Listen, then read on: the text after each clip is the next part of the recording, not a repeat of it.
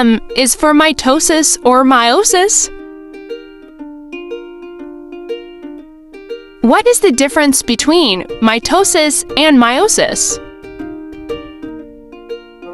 Mitosis is a process of cell division where chromosomes are replicated and separated into two genetically identical cells. Mitosis is the process involved in growth and cell repair.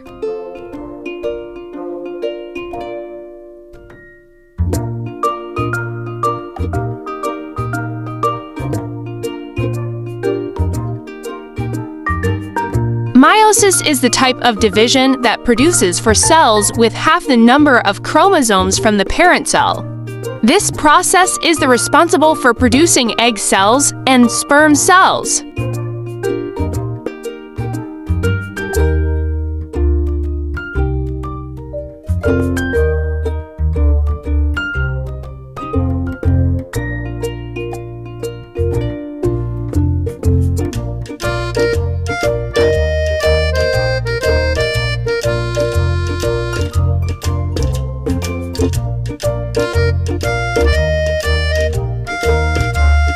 Subscribe educational cartoon.